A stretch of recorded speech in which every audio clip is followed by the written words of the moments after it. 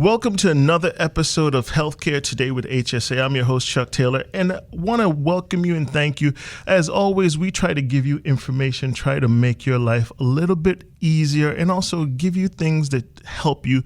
All right, I'll stop and be honest with you. This particular one is very close to my heart because I've been dealing with this all of my life. My sister actually has sickle cell, so this is an opportunity for me to get some more information. What we're talking about here today is World Sickle Cell Day, and this is so incredible. Back in 2008, the UN General Assembly adopted a resolution, to recognize SCD as a public health problem.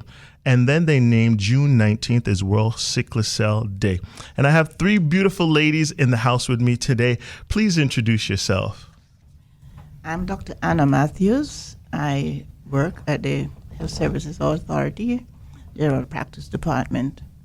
I've been there forever, so I'm sure you probably know who I am. Hi, I am Dr. Chela Lamsee Ebanks. I am a consultant pediatrician with the Cayman Islands Health Services Authority. And I'm Joy Merren. I am a registered nurse and nurse practitioner, but I've been doing the genetics coordinating for a while at Public Health at the Health Services Authority. Thank you so much, ladies, for stopping by here. And the main interest of this, folks, is to basically give overall public awareness for this incredibly stressful disease. I'm talking because I watched my sister go through it. And from somebody who, didn't understand it as a child and watching her as a teenager going through it and was like, what is this? Why is one leg shorter than the other? These types of things. Help me to understand it if I'm just walking into this saying, what is sickle cell? Well, sickle cell disease is, first of all, it is an inherited condition. You get a gene from, it goes all the way back to your DNA. Your DNA is what makes your genes, and your gene is what determine what proteins your body make. Okay. The thing with sickle cell disease is that you have an abnormal protein that makes up the hemoglobin in your blood. What is the hemoglobin? The hemoglobin is a protein that carries around the oxygen and feeds all the tissues of the body. Okay? Now, this abnormal hemoglobin does not behave like hemoglobin should behave. And because of it, it causes the red blood cells to become misshapen under certain conditions. Normally, a red blood cell is supposed to be what we call a biconcave disc. It is round, it is pliable, it's deformable. It can get through all the small blood vessels in the body. But when you have a sickle hemoglobin, instead of being nice and soft, it forms a gel, and also it causes fibers to be formed in the red blood cells. Okay. And what happens there, it causes the cells to become misshapen, and also it damages the cell membrane. But most importantly, under certain condition, it becomes stiff and assumes a sickle shape, and sickle cell disease. Okay, so that's where the actual name comes from, because it looks like a sickle. And for all your young kids who don't know, when you're out in the field with wheat and you're cutting the wheat and the barley in the old days, it was a sickle that you used. Okay, so we have sickle cell disease and we have sickle cell trait.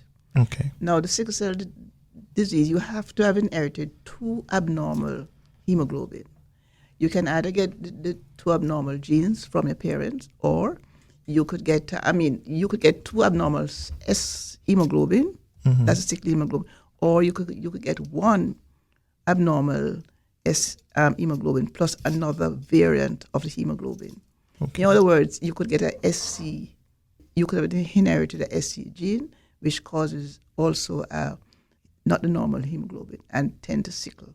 So basically, two completely normal parents can have a child that comes out with sickle cell or the trait of it because they both are carriers. Are carriers, yeah. If you have the trait, you have one abnormal sickle cell gene, and you have a normal, and you have one normal one.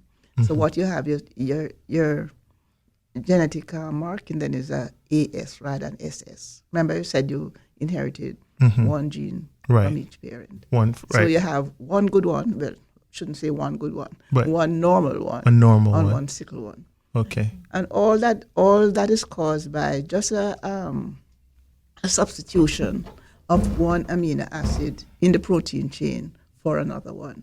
That alters the whole structure of the protein and hence the hemoglobin that the red cells carry around. Okay. To make it, because we're talking about a sickle cell, to make it more understandable, we'll say SC Day because we're talking about sickle cell day. Just so you're understanding, sickle cell disease and sickle cell day. Just so you have a clearer understanding, because it's abnormal. The red blood cells are normally round and flexible, and this sickle cell disease makes it a stiff. Under certain, what happened? They start to sickle under situations where there's low oxygen, or if there is what they call acidosis, or or some certain other stresses.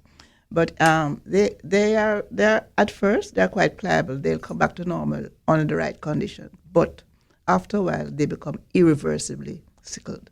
So if you look at the blood film, you'll see some cells that are shaped like the sickle. Okay.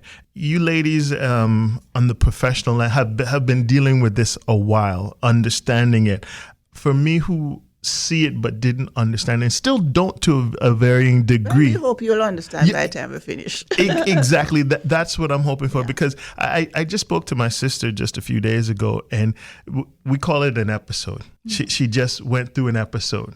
And I was like, counting, I was like, okay, you just went 2 months, 3 months, on the third or to the fourth month, 11 days to almost 2 weeks, you're out. Is that a normal cycle that we're looking at?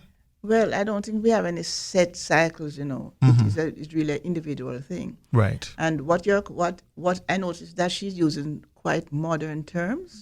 We used to call this painful crisis. Okay. Now we're told that we should call it painful episodes. Episodes, because nobody right. should reach a point of crisis. Right. But tell that to the people who are suffering from it and who are experiencing it. Right. Okay? It is just severe, sudden onset of acute pain that they can't manage, they can't ameliorate in any way. Exactly. And one of the things that, as we keep talking, Miss Joy, I know you were telling a little bit tell me about how you relate to sickle cell. Okay, well, my job is basically coordinating patient. Dr. Lamsee on my left here, she's a pediatrician. Well, when we do newborn screening, which we aim to do at HSA, but also at CTMH doctors and at Faith Hospital in Cayman-Brac.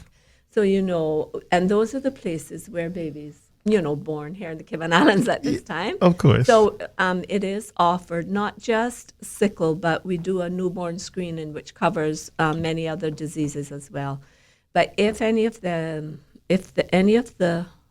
patients come back with sickle trait or sickle disease, then that is where, if it's disease, the doctors and I would counsel the patient. If it's the trait, then I go ahead and counsel them, and the doctors do counsel them also. But right. that's one aspect of, because I do other disorders things as well. So an early intervention into the possibility of understanding that this newborn has a trait to continue on, so you're aware of it. As a pediatric doctor, how young can you check for this? Well, we do it as a newborn screening. So 2 days of life is when we do the investigation at this point in time. You can do it at any other point in time. We also screen every pregnant woman. It's part of the antenatal bloods that they get done. So every woman that has had a child in the Cayman Islands should know their sickle cell status. And then every child born after, 1997, which is over 10 years. Okay.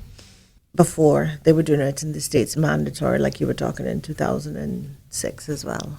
If you know it, or you could look at the signs and symptoms, because not every child is born here, and they don't test for it in every country. Okay. So You should always have that in the back of your mind when you decide symptoms, painful, as we said, episodes. Children get swollen hands and feet, and that's one of the first signs in infancy of sickle cell disease in countries where they don't test. It's swollen body parts in the hands specifically, hands and feet specifically. Swollen and painful. Okay. It's a dactylitis. So the blood vessels are blocked. The sickle or crescent for the young ones. Okay. Shaped blood gets stuck in the small vessels on the hands, on the feet, and it becomes painful. Again, is education with everything else. Once you know from early, you know what to do. Prevent dehydration, make sure you're not cold, avoid infection, get all your immunizations, The chances with inheritance is high if both parents do have it. I was just checking the stats here, and it says if both parents are carriers each pregnancy, there's a 25% chance. Is that correct about Correct. that? And it's important to note that's each pregnancy. I always have to tell people, every time you get pregnant, then there's a 1 in 4 chance. So it's not that, if this one has it, then the next 3 won't have it. Okay. Every single time, it's the same risk. I know a lady had 4 boys, and they all had it. So Wow. she's like, I thought I'd get at least one that wouldn't have gotten it because, statistically, Right, so it doesn't work that way. It's completely genetic. It's completely random. We check for everything, is what you're saying. You need to check. Yeah. If you're symptomatic, it should be a test that's routinely done. So as we keep talking about it, you were mentioning the hemoglobin, the testing on that. Tell me a little bit about that part. Well, what we do now is we test the DNA. So it's actually not like a level of anything. We go down to the DNA initially. Okay. We can do the different levels of the different amounts because you have fetal hemoglobin, which is different. And we can measure and see how much of each, giving you an actual quantity. So that's the keystone of it. Electrophoresis, a few drops of blood, and we would be able to tell you. You see, once ago, when a child was born, you wouldn't. Child looks normal, like a normal child. I mean, there was no, there's nothing to tell that this child. Right. Especially if if you don't know what the parents had, and nothing to tell if the child going to be a sickler. Because why? They're born with what is known as some of their fetal hemoglobin. That is the hemoglobin they had while they were in the fetal state. Okay. That prevents sickling. But nowadays, since we're using the DNA, of course, you go straight to the gene and you look at it and you say, this one has this gene for the sickle cell, and this has a normal gene. Okay. So this either have an AS or your SS or your S with something else that is going to sickle. Okay. So as you said before, it was a guess. And you kind of wait to see what would happen. But now we can go and take a look at the actual DNA of a particular child to see, hey, this child has this gene trait and this child doesn't. Or have the disease. You see, when we used to use before we started doing that, and we used to just have to use the electrophoresis. Electrophoresis just shows you the protein content. And of course, if you haven't started making the protein that's going to cause sickling, then it wouldn't show. Yeah. But now, if you go to the gene, it is right there. I remember growing up, I used to hear, kids kind of slide through the cracks, with the testing. And this was in the States, this is America, and back in the day, I say. But, my sister, for a long time, they didn't know what it was. She was just getting sick. And they couldn't figure out why she was getting sick. And then all of a sudden, I'm talking 70s-ish, a doctor said, I do believe that we need to check for sickle cell.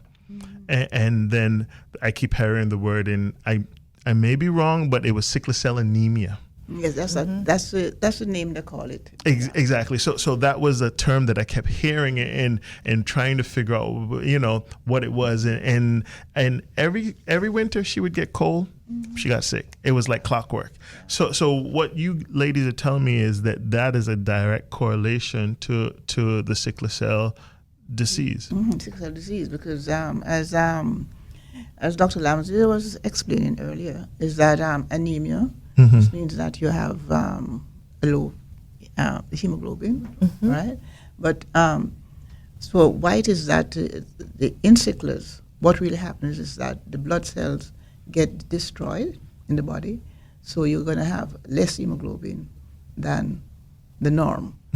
Now, this is not a condition that can be corrected by giving them iron supplement or anything, because they are not short of iron, right? What they're short of is the amount of red cells, okay, that can carry the oxygen appropriately. Understandable. We'll come right back to that. Keeping you up to date with information you can use. Bobo 89.1 FM. The Cayman Islands Health Services Authority's general practice and public health clinics have relocated to Smith Road Medical Center. At the new location, you'll receive top quality care in a comfortable, modern space, enhancing your patient experience. Do you have flu-like symptoms or other non-emergent illnesses or injury? HSA's new urgent care walk-in clinic is now open at the main hospital campus. The new general practice location is for appointments only. For more information, call 949-8600 or visit hsa.ky. The Health Services Authority's new pharmacy is now open at the Smith Road Medical Center. The new location features a large, comfortable waiting area and ticketing system to improve the patient experience. All uncollected prescriptions and refill requests previously submitted will now be available for collection at the Smith Road Pharmacy. Request your refills online at hsa.ky via WhatsApp 925-6532 or call 244-2715. For more information about our pharmacy hours, visit hsa.ky. You can now book and pay online for your certified lateral flow test at www.hsa.ky/appointment. It's fast, easy, and convenient. Certified LFTs are $25 per test per person. HSA's testing center is located at 131 Center, McClendon Drive, behind Foster's Airport. Walk-ins for certified LFTs are also available. Need a PCR test for travel? These are now only $75. Visit hsa.ky/appointment for more information. Keeping you up to date with information you can use. Bobo 89.1 FM. For anyone just tuning in, welcome to Healthcare Today with HSA. I'm your host, Chuck Taylor, and I'm just sorry to do this, ladies. Please introduce yourselves to our listening public once again for anyone who's just tuning in. I'm Dr. Chela Lamsee Ebanks. I am a consultant pediatrician at the Cayman Islands Health Services Authority. I'm Dr. Anna Matthews. I'm a general practitioner and family physician at the Cayman Islands Health Services Authority. My name is Joy Merren. I work at Public Health Services Authority as genetics coordinator.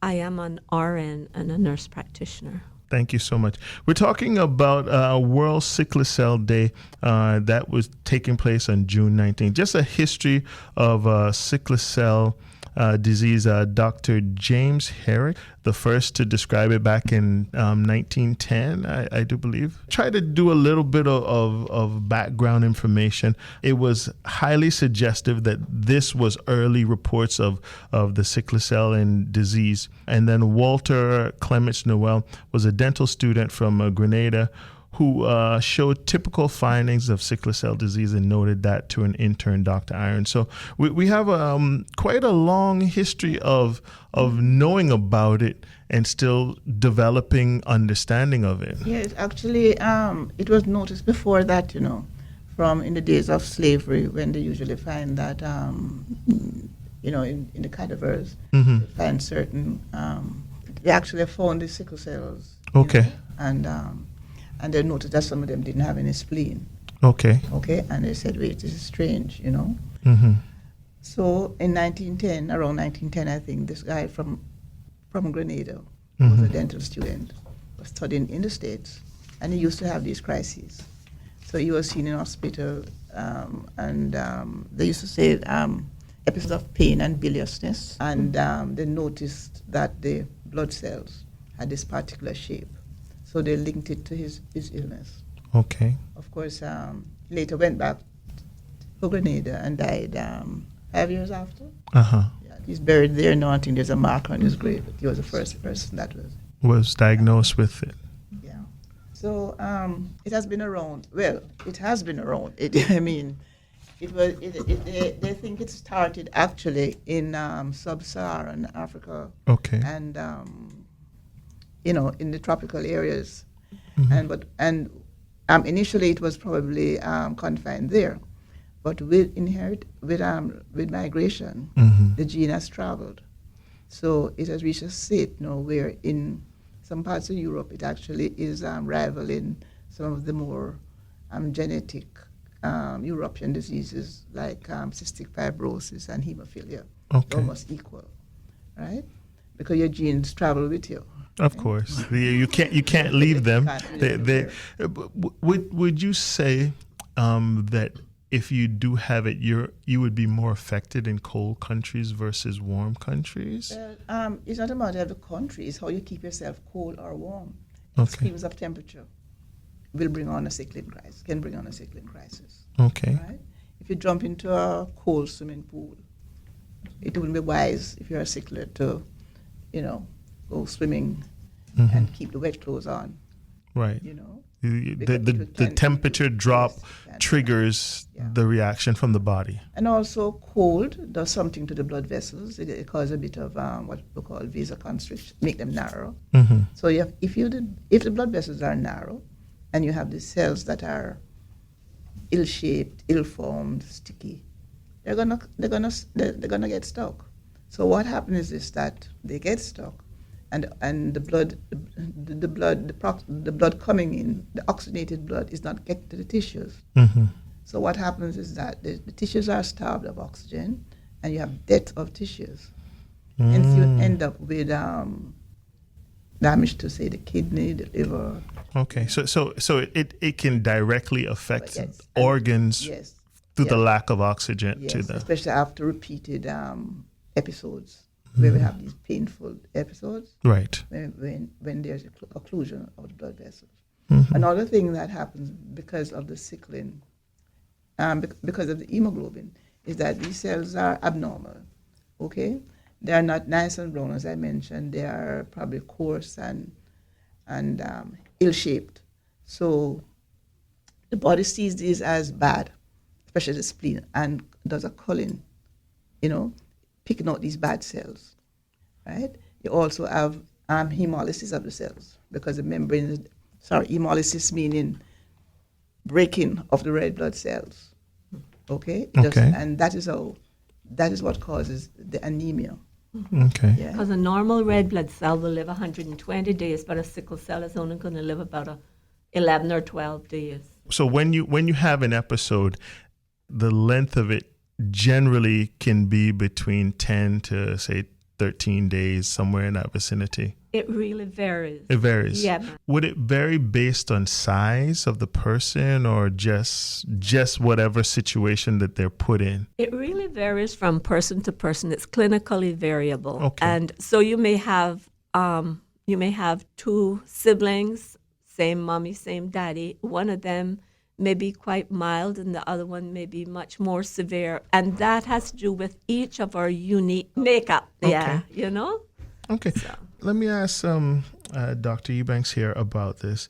How much children are born with sickle cell? Just kind of. I mean, you hear, well, mom have it, dad don't, and the cross reference, and we've been screening and checking this for quite a few years. So, is there a positive change you've seen in it? Right now we have 44 persons known to public health.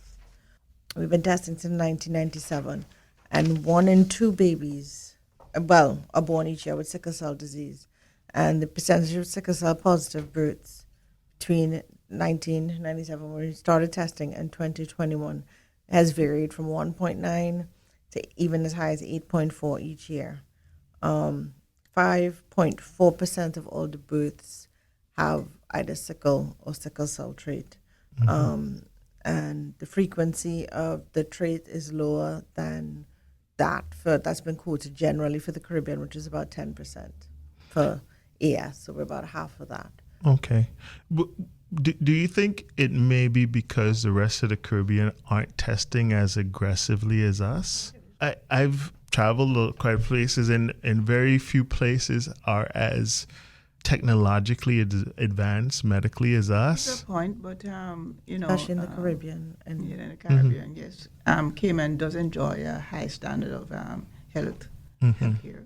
Right. So, that's also possible. It could be. But in Jamaica, it's also, I think it's 10% Okay. of the population carries the gene. That doesn't mean that the 10% have the disease. It's 10% just carries the gene, right?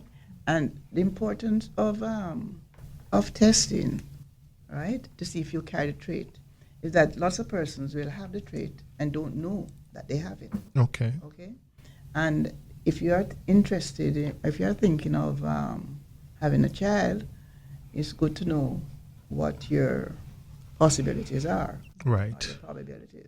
And for my listening public, please do get tested.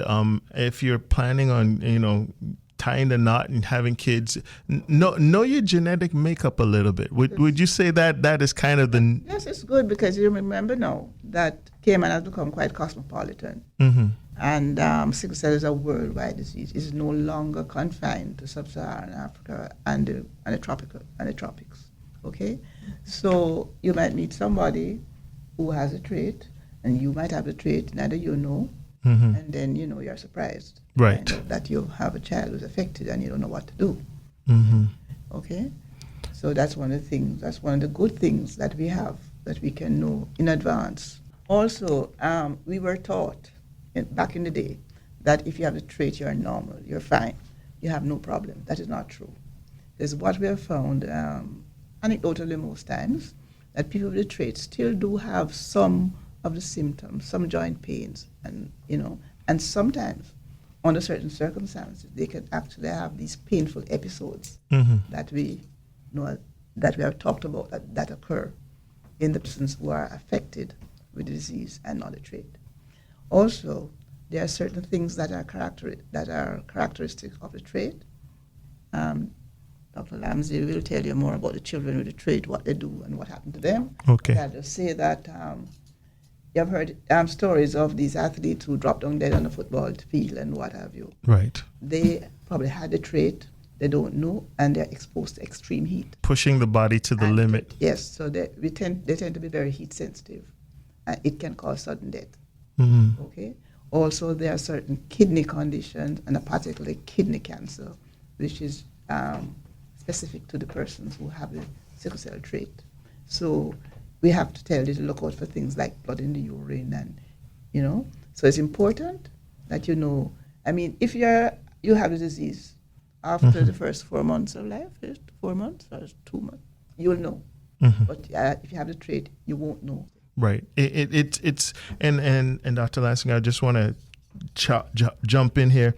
Acute and chronic and trait, for children, how do you see that? How of course, I know we test here, but suppose someone is bringing a child in here and all of a sudden they see these things and they're wondering what's going on. How can they be more sure? Well, testing, of course. So goes back to the genes and testing, the genetics of it. And we're lucky every pregnant woman gets tested and every child born here. So we are very aware.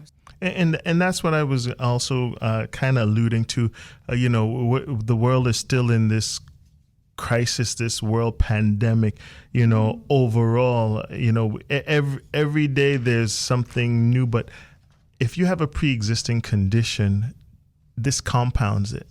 So and from how I'm hearing, say I'm an adult in my 20s, I'm past that newborn stage. I've never been tested, and all of a sudden I'm start having these. It could be something related to sickle. Yeah, more than likely trait at that age group, because you will have a crisis. We do say there can be occurrences, but they are rare. Okay. So usually within your childhood or infancy, you would have figured it out by that time. Sick. It's one of the things you do test for any child that turns up anemic. routinely a screening, you should have a CBC done, and that should pick up every child as well if you happen to not be born here. Okay. And so we have a pretty good track record of finding the issue from how I'm hearing the conversation going. Can we treat it? Yeah. Here you've alluded to my next question. What is the treatment? What is the go-to? Okay, so there's no cure, so there's nothing that we can give you at this point in time, and it would heal. Everything, you would still be taking medications. If you get transplant, you need to prevent rejection. So you're on medications anyway you look at it. So the key is pain management, of course, and fluids, keep hydrated. There is a drug that was recently introduced, hydroxyurea, which has been a godsend to sicklers. What happens is when you're a fetus, you have fetal hemoglobin. And what the hydroxyurea does is it increases the amount of fetal hemoglobin that you have in your system, thereby decreasing the percentage of sickle.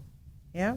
I think it's over 30% sickle is when you usually would become, you're prone to symptoms and to getting episodes.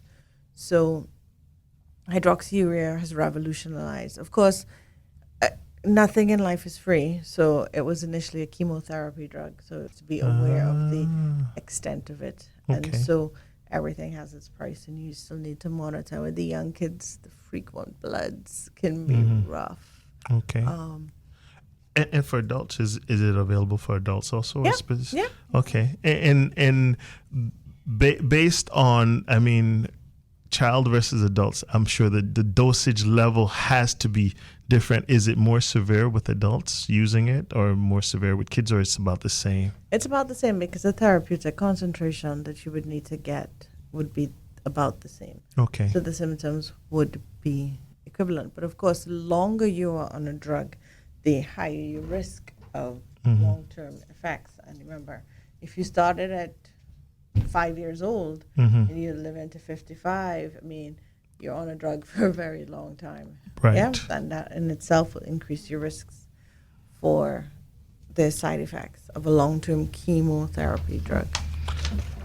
2 or 3 other drugs out now that take some part in the, I say, anti-sickling of the cells.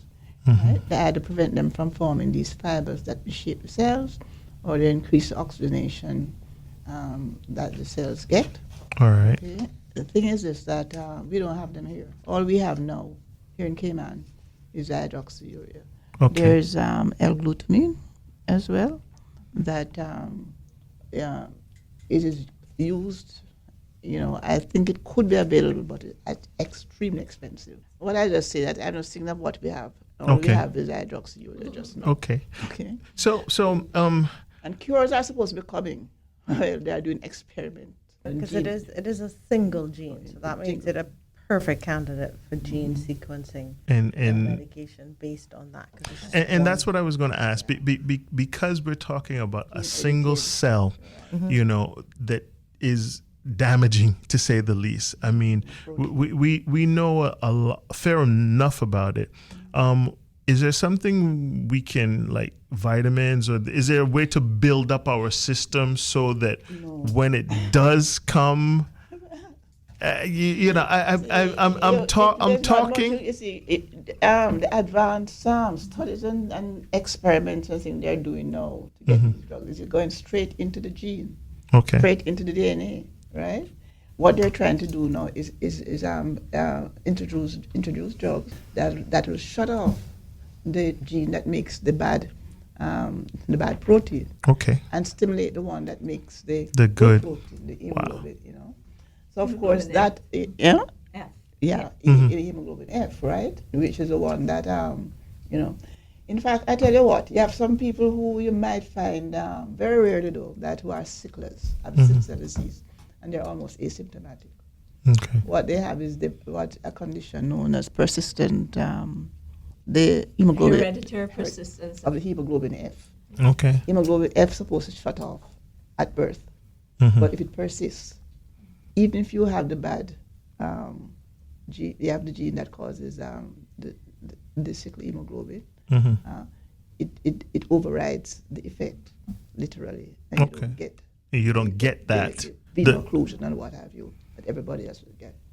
All right. So the whole idea is to increase hemoglobin F. All right. That's what hydroxyurea does. Okay. But what they're trying to do at genetic level to alter the gene that it will say, okay, it will stimulate hemoglobin F to be called at a genetic molecular level. So you don't have to use hydroxyurea because, like everything else, there are side effects with hydroxyurea. Okay. You don't give it to pregnant women because it can cause abnormalities in the fetus. You also don't want to give it to young men who are trying to have children because it cuts down sperm formation. Okay? And for other reasons, maybe allergies and whatever, some people can't take it, right? So the doctor mentioned bone marrow transplant, another thing that we could do. If you have to find a donor that matches your cells, your bone, your HLA, the certain okay. You have to find a match donor, okay, and because you couldn't, and then what you do, you ablate the person's bone marrow, and then you transplant them these cells from a donor, hoping that they will not make any more sickle hemoglobin. Of course, you can imagine what that does to the individual. Right. Okay. I mean, you're sick. Okay, because you are have no immunity. Your blood cells are your bone marrow is gone. Right, and all the things that the bone marrow does is non-existent. Right. So it's either they do that by either chemotherapy or by radiotherapy, right?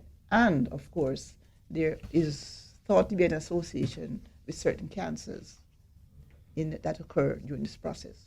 Okay. So what they're saying is this, that, well, some authors are saying that there wouldn't, because the prognosis of kids that have sickle cell is better than it was before because of, I suppose, different nutrition and because of the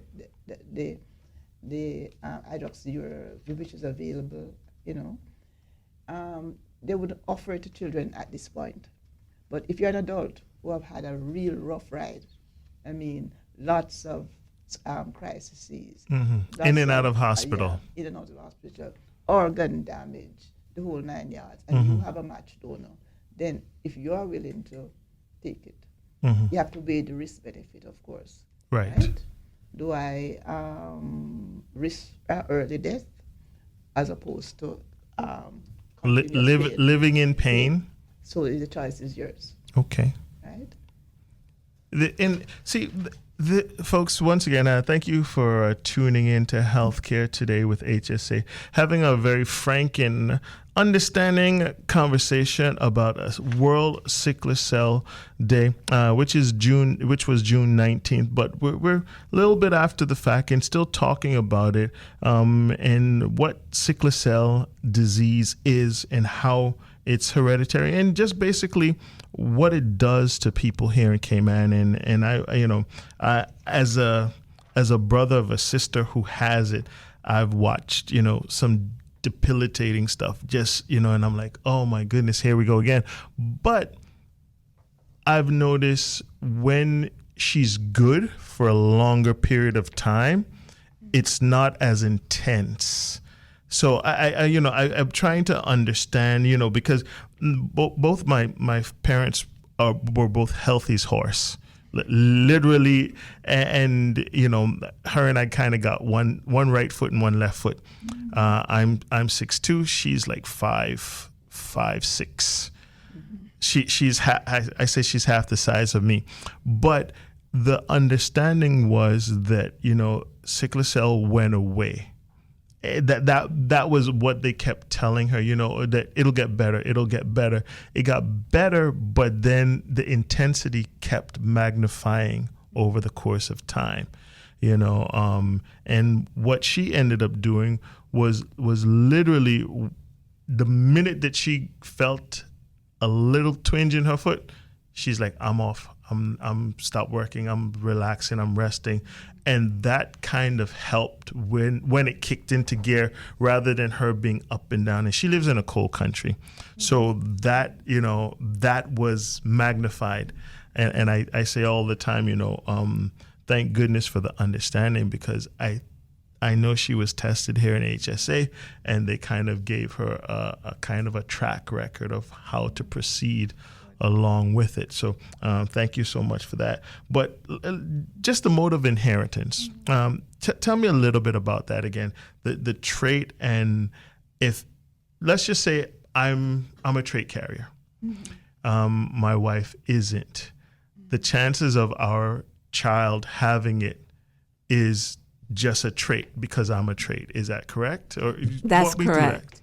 If one parent has the trait and the other parent doesn't have the sickle trait at all, with every pregnancy there is a 50% chance of the child having the trait, or a 50% chance that the child is completely free of it, but no chance of disease. And that is something when we do the newborn, when we counsel the parents when the babies are first born, and if they come back having the, we share that, and we say to them, make sure that when your child starts reaching adolescent years, that you let them understand how this works, and that if because they have the trait, if they choose another, person who also has the trait to have babies with, then there is that 25% risk of having a kid with the disease, 25% chance the kid is completely free, 50% chance that the child has the trait. Doubles that you will have the trait. Wow. I mean, yeah, not exactly doubles, but I know when we're talking, and folks, please understand, we're talking genetics, we're talking, so it may or may not. It just depends on the family, depends on the people.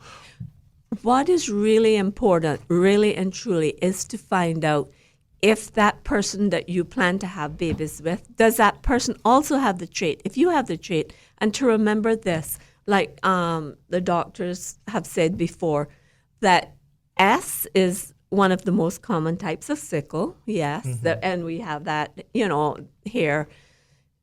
But the partner may have hemoglobin C trait, the partner may have beta thalassemia trait, the partner may have the D trait or the E trait, which we don't have as much here in the Caribbean. But guess what? If you have the S, that partner has, let's say, the E, then same thing. With every pregnancy, you run a 25% risk of having a child with the disease. Now, that child would then have SE disease, but it's still the disease, or a 25% chance that the child would be completely free and not really have the trait at all, or a 50% chance that the child would then have the trait.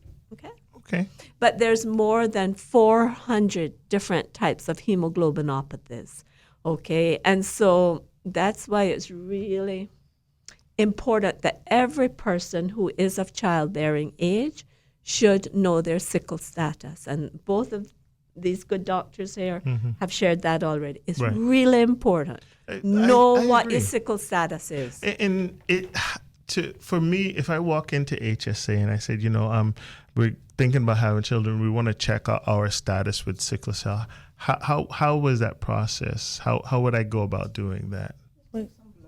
Yeah, it's just some blood you have to see. Well, more than likely you have to see a physician to get an order. Right. And once you do that, it's pretty simple. Simple test. Yeah. Yep. Okay, excellent. I'm thinking, it's a long process. We're waiting, and it's as simple as drawing some blood and putting it through the sequence and the system, and finding out.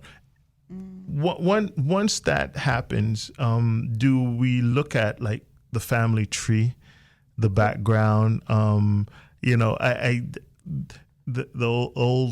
old status used to be like, know someone's family to know if they had any history of some complications. Well, you have to talk to Miss Joy here, because she does all the not only sickle cell tracing. She does the newborn tracing covers that we do at the HSA. Okay. Covers a whole lot of other diseases. So okay. if you have somebody, she'll to tell you. But yeah, every time that I do genetic counseling for baby or a pregnant lady, whoever, I draw a family tree and I say to them, okay, say it's a woman that's pregnant. I say, okay, if you have the trait, then it would be a good idea. And I would then know that she has or doesn't have sisters and brothers. So it would be a good idea to share that with them. It's not my place to go to those persons. It's I say to her, it would be a good idea to let them know that you have the trait, because if you have the trait and both parents are the same, if they're full, then it would be a 50% chance or more that their sibling would also have it. Okay. And they may have other kids. They may have a kid that was born somewhere else, and so then we say to them, okay, if this child is born with this, you should get that other child tested as well. You mentioned something about your sister. Whenever she feel a tingling, she go and rest. I think that is there's a real reason behind that. Although she probably just knew it intuitively, because when you're under stress, the stress hormone comes out, the hormones in your body that respond to your stress, and they do cause narrowing of the blood vessels. Okay. So, of course, if the vessels are narrow and whatever else is there happening at the time, that would just accelerate what they call a venous occlusion. Okay. And, of course, the pain comes on then. I understand. Right? So just relax and cut down on those hormones. Right. So people tend to develop little ways in which they can ameliorate, these problems. They see it earlier, but you can't stop it. But you can kind of manage it in some sort of way. Hopefully, and you'll start managing it at home. The other downside of sickle cell disease, or at least back in the day or in the past, I think doctors are more educated now, or are more aware of what sicklers really go through, is that people don't seem to understand another person's pain.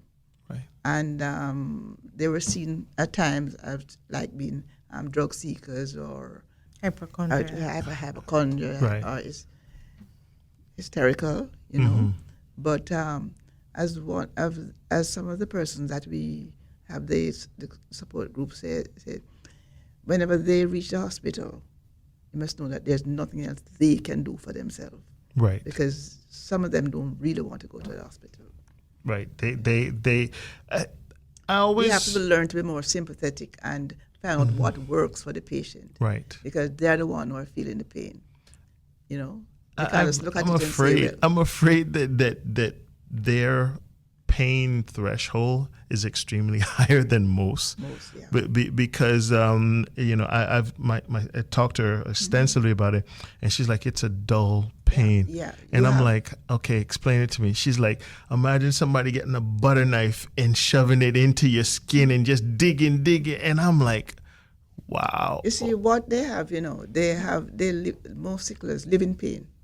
There's chronic pain that I call background noise. Right? It's there, but you tend to ignore it. But then, the painful episodes now, the crises, are when you have the acute pain, when you have obstruction of the blood vessels and cut off of oxygen to the tissues, or hemolysis, or something like that. So hemolysis itself even helps with the obstruction. It's a vicious cycle, because when there's hemolysis or bursting of the red blood cells, you get heme, the other part of the hemoglobin molecule, get let go into circulation, and that causes vasoconstriction again by scavenging the nitrous oxide, which is used to make the blood vessels wider. So if somebody's out there listening and they have sickle cell trait or the disease, what are some of the things that they can avoid to kind of step back from being in the forefront? I mean, of course we said that it's hereditary, it's genetic. Education is key from childhood. Teachers have approached me, and we've done sessions for schools where children have been diagnosed, because you need to be aware. Dehydration, to keep hydrated, cold, infections. You also have heat intolerance, so can get tired faster. And they genuinely in pain. So children in pain, they need to be treated. And so pain relief becomes a way of life. When you're in pain, sicklers are always in pain. It just increases in intensity from what they could bear, and then they go and take the medication. So again, it's just really about education. And once you're aware, temperature, if you're going up in a plane, dehydration. I usually tell them if they sickle cell trait, he really shouldn't be climbing Mount Everest, right, or diving in our setting as well. See, we live in an island. I'm sure there's somebody diving with the trait. Yeah. I'm 100%. The trait you might be able. Well, you might be in. You might think you have aches and pains, and then just put it to the dive. A little bit of bends, or you're coming up, and not think about the trait first of all. So that's always something to look into. If you do dive, and you do it a lot, that you make sure you're tested and you're aware. Of course.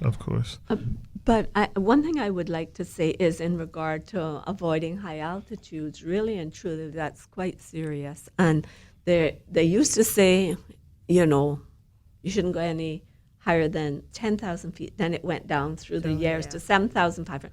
Now they're saying, really, you people, even with the trait, much less the disease, really should not go any higher than 3,500 feet.